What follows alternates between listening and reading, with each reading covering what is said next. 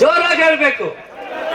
ಕಟ್ಟೇ ಕಟ್ಟೋಣ, ಯಾವುದೇ ಕಾರಣಕ್ಕೂ ಒಂದು ನಂಬಿಕೆಯಿಂದ ಕಟ್ಟೋಣ. ಅಂದ್ರೆ ಇವತ್ತಿನ ಪರಿಸ್ಥಿತಿಯಲ್ಲಿ ಇಡೀ ಭಾರತ ದೇಶದ ಒಂದು ವಾತಾವರಣ, ಒಂದು ಸೃಷ್ಟಿ ನೋಡ್ತಾ ಇದ್ರೆ ಯುವ ಶಕ್ತಿ ಬಹಳ ಮುಂದೆ ಬರಬೇಕಾಗ್ತಕ್ಕಂಥ ಸಮಯ ಬಂದಿದೆ.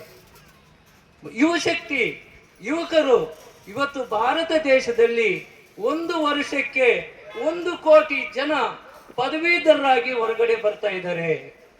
1 ಕೋಟಿ ಜನ ಆದವರ ನಿರುದ್ಯೋಗ ಸಮಸ್ಯೆ ನಿವಾರಣೆ ಮಾಡಬೇಕು, ಅವರಿಗೆ ಉದ್ಯೋಗ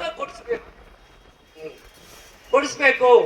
ಇದರ ಜೊತೆಗೆ ತಾವೆಲ್ಲರೂ ಕೂಡ ಮುಳಬಾಗಿಲು ತಾಲೂಕಿನಲ್ಲಿ ಬಹಳ ಅದ್ದೂರಿಯಿಂದ ನಮ್ಮ ಮಂಜಣ್ಣ ಸರ್ ಅವರು 1 ವಾರ 15 ದಿವಸದಿಂದ ಶ್ರಮ ಪಟ್ಟು ತಾವೆಲ್ಲರೂ ಕೂಡ ಒಂದು ಆಫೀಸನ್ನ ಮೂಡಲಬಾಗಿಲಿನಲ್ಲಿ ಆಫೀಸು ಉದ್ಘಾಟನೆ ಆಗಿದೆ. ಆ ಆಫೀಸಿನಲ್ಲಿ ನಾವೆಲ್ಲರೂ ಕೂಡ 5 ಹೋಬಳಿಯಿಂದ 1 ಹೋಬಳಿಗೆ 100 ಜನ, 5 ಹೋಬಳಿಗೆ 500 ಜನ, 500 ಜನ ಇಬ್ಬರಿಬ್ಬರಾದ್ರೆ 1000 ಜನ, 1000 ಜನ ಇಬ್ಬರಿಬ್ಬರಾದ್ರೆ 2000 ಜನ.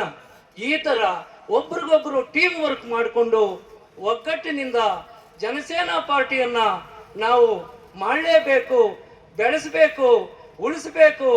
ಇವತ್ತು ನಾವೆಲ್ಲರೂ ಕೂಡ ಈ ಜನಸೇನೆಯಲ್ಲಿ ಸೈನಿಕರಾಗಿ ದುಡಿದು ಒಗ್ಗಟ್ಟಿನಿಂದ ಕೆಲಸ ಮಾಡಿ ಪ್ರಾಮಾಣಿಕತೆಯಿಂದ ಕರ್ನಾಟಕ ರಾಜ್ಯದಲ್ಲಿ ನಾವೆಲ್ಲರೂ ಕೂಡ ಗ್ರಾಮ ಪಂಚಾಯಿತಿನಿಂದ ಹಿಡಿದು ತಾಲೂಕು ಪಂಚಾಯಿತಿನಿಂದ ಹಿಡಿದು ಜಿಲ್ಲಾ ಪಂಚಾಯಿತಿನಿಂದ ಹಿಡಿದು MLA ವರೆಗೂ ನಾವು ಬೆಳೆಸಬೇಕು.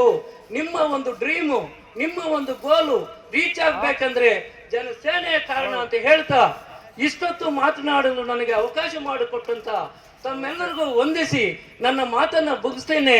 ಜೈ ಸೇನಾ, ಜೈ ಸೇನಾ. ಜೋರಾಗಿ ಹೇಳ್ಬೇಕು, ಇಷ್ಟಾದ್ರೆ ಸಾಕಾಗಲ್ಲ. ಜೈ ಸೇನಾ. ಯಾಕಂದ್ರೆ ಆರ್ಟ್ಫುಲ್ ಆಗಿ ಬರ್ಬೇಕು, ಆರ್ಟ್ ನಿಂದ ಬಂದ್ರೆ ಜೋರಾಗಿ ಬರುತ್ತೆ.